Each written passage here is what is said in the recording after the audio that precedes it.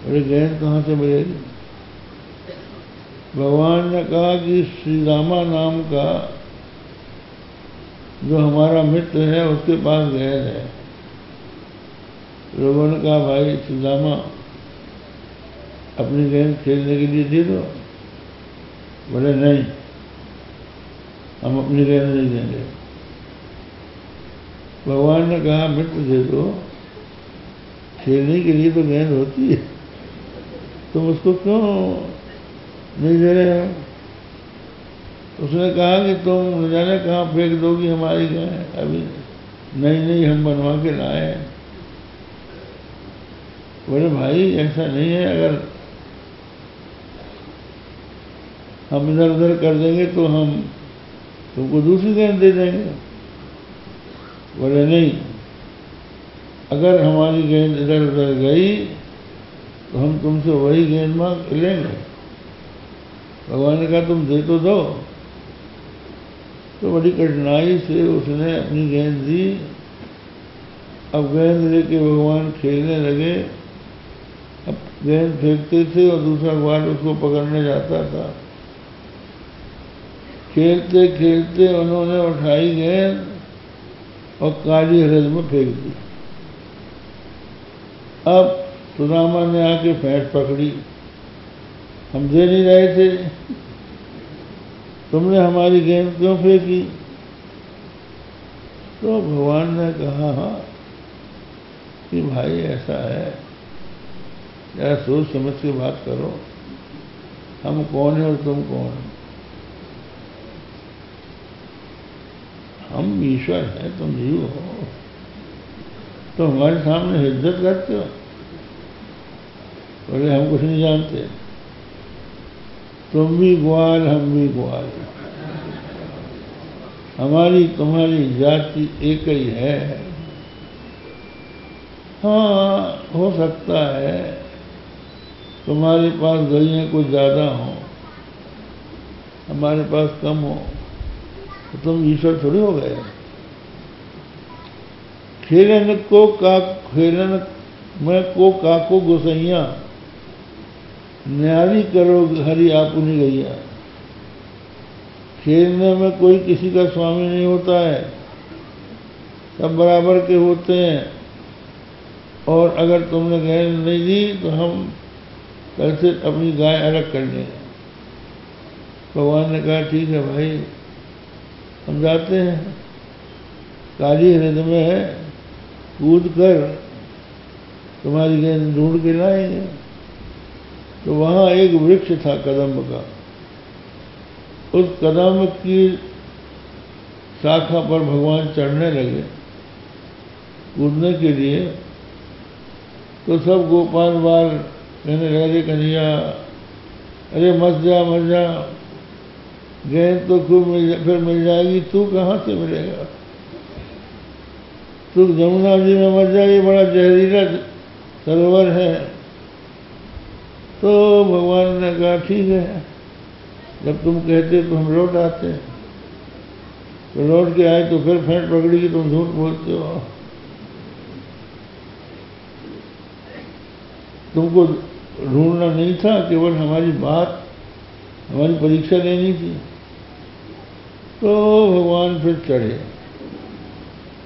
और चढ़ के उन्होंने मारी छलांग और डुबकी लगाकर नीचे पहुंच गए जहां पर काली नाग सो रहा था। तो वहां नाग पत्नियां थीं उसकी। नाग पत्नियां जो हैं उनका जो शरीर है वो पेट के ऊपर नारी का है, नीचे सर्प का है, ऐसी थी वो। और नाग पत्नियां बड़ी सुंदर थी। भगवान श्री कृष्ण को देखकर उन्होंने कहा अरे बालक तू यहाँ कैसे आ गया, तू तो बड़ा सुकोमल है, छोटा सा है, और यहाँ हमारा पति बड़ा क्रूर है, बड़ा क्रोधी है, तू यहाँ आया क्यों है?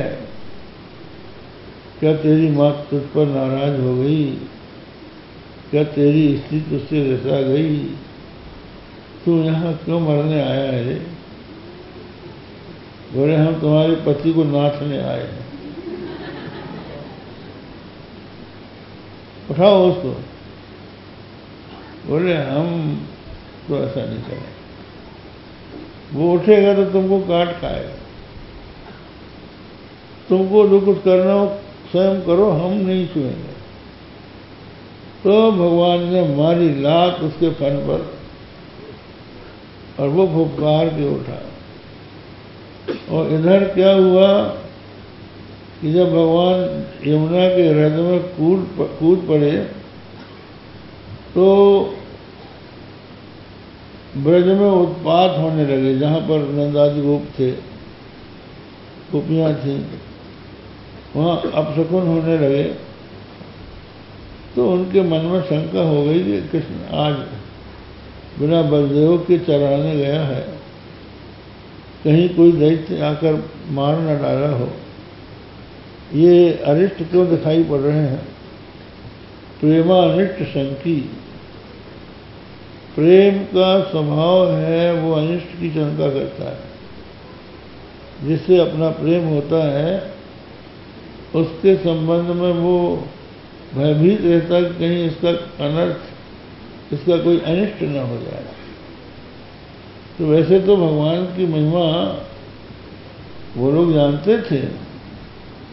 अभी तक न जाने कितने दुष्ट आए और मारे गए, कृष्ण का बाल बांका नहीं हुआ। फिर भी प्रेम के कारण उनके मन में आशंका हो गई और वो भगवान के पद चिन्हों के आधार पर उनको ढूंढते ढूंढते काली हृदय में आ गए। अब वहाँ उन्होंने झांक के देखा काली हृदय जो है जल उसका बड़ा स्वच्छ था। जैसे ही भगवान ने उसको अपने चरण का प्रहार करके उठाया, उसने झपट कर भगवान श्री कृष्ण को अपने शरीर से लपेट लिया, सारे अंगों को कस लिया डसने के लिए। तो हाथ पैर सब के सब कस गए, भगवान निश्चेष्ट हो गए। इस हालत में देख के जितने भी वहाँ पर ब्रजवासी थे, नंद थे, यशोदा जी थी, ये तो जल में स्वयं कूदने को तैयार हो गए। जब हमारा बेटा नहीं रहा, हम जीवित रह के क्या करेंगे? और गोपियों की भी यही जबरदशा हो गई। वो श्री कृष्ण को अपने प्राण से भी अधिक प्रिय मानते थे, तो वो सब रोने लगे। यशोदा मैया यमुना में कूदने को तैयार हो गई। तो बलदेव जी ने आकर कहा, मैया चिंता मत कर मेरा भैया, अभी उस नाग को नाच के आएगा, तुम क्यों चिंता करती? उन्होंने हाथ पकड़ के मुंह से सांत्वना देकर रोका। तो इधर भगवान ने अपने शरीर को जरा थोड़ा सा छोटा किया तो वो निपट के बाहर आ गए। अब वो फिर काटने दौड़ा तो भगवान उछल के उसके ऊपर पहुंच गए और फन के ऊपर खड़े हो गए।